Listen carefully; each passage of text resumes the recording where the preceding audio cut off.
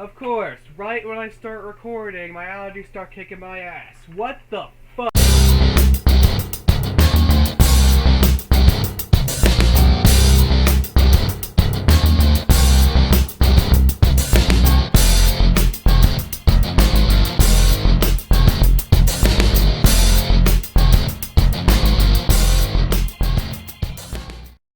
Alright, now I've already made 2 videos about the zombie apocalypse, how it can happen, and what to do to survive. If you haven't seen those 2 videos, then I highly recommend watching them before watching this, so the link to the full playlist will be in the description.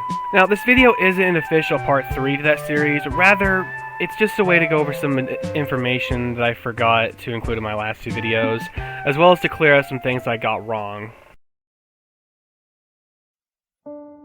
In my original video, I mentioned that it's impossible to reanimate the dead, but as it turns out, that might not be true. You see, there's this little thing called neurogenesis. According to Wikipedia, neurogenesis is the process in which neurons are produced by neural stem cells. It's most active during the embryonic stages of development and is responsible for producing all various types of neurons of a single organism. Now, why is this relevant? Well, according to Escoffier, neurogenesis has the potential to allow scientists to revive dead brain cells, which can theoretically bring someone back to life. The problem with that is that after you die, the parts of your brain that decay first are the human side, which contains memories, emotions, and logic. Without these, all you'd be left with is your animal side. If you are revived in this state, you have no conscience, no emotions, no sense of former self. You just be a mindless zombie devouring anyone who is unlucky enough to cross paths with you. Now we have something that I'm still kicking myself over because I forgot to include it in my previous video, and that is mad cow disease. According to WebMD, mad cow disease is a transmissible, slowly progressive, degenerative, and fatal disease affecting the central nervous system of cattle. Mad cow disease in humans is believed to be caused by consuming beef products contaminated with the nervous system tissue, such as brain matter and parts of the spinal cord.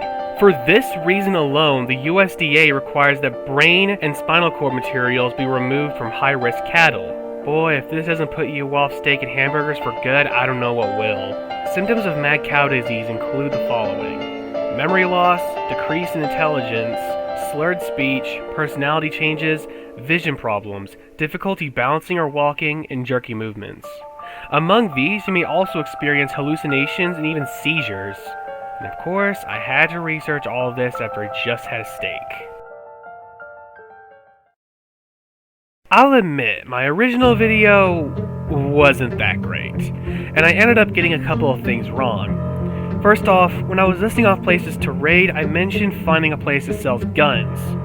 While keeping guns around seems like a good idea at first, firing a gun is going to make a lot of noise, which is likely to attract more zombies and also lunatics and tweakers to your location, so I'd advise sticking with melee combat. If you'd rather not get up close and personal with a zombie, then I'd recommend getting go with a bow or crossbow. I also forgot to mention that out of the many things you should stock up on, one of which is bug spray in order to keep mosquitoes away. Mosquitoes are already known to transmit viruses such as malaria and Zika, so it's best not to take any chances. I also mentioned that you should bring a phone and charger with you, but the thing is, once things get really bad, there's not going to be any electricity, unless you can carry around a power generator with you, but even those need to be charged.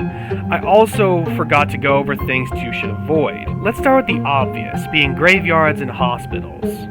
Why hospitals? Because once someone gets infected without knowing it, let's say they get bit by a mosquito, they're going to make a doctor's appointment.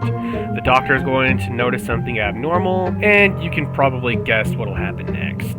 In my last video, I mentioned finding a place to take shelter. I mentioned that you should find a house big enough to accommodate for everyone in your group. But I failed to realize that you should also check where your shelter is located. Really populated areas are a no-no, since the more populated the area, the more zombies there will be. So make sure to avoid big cities like New York and Tokyo. I'd recommend finding an abandoned barn out in the country. And while we still have internet, one thing you should avoid once the zombies come is social media. Social media is crawling with fake news as well as misinformation. And there will also be Karens who will say that the zombies are a hoax meant for fear-mongering. And the Karens who do believe in zombies will try to fight them off with essential oils. And we all know how well that's gonna work out. All I'm gonna say is make sure you know who you can trust, and always check the facts to make sure you don't wind up spreading misinformation. And I think that covers everything I've either missed or got wrong in my 2 previous videos. But if I missed anything else, be sure to let me know in the comments below or make a response video. With that, my name is PJ, and I'm gonna go get ice cream now.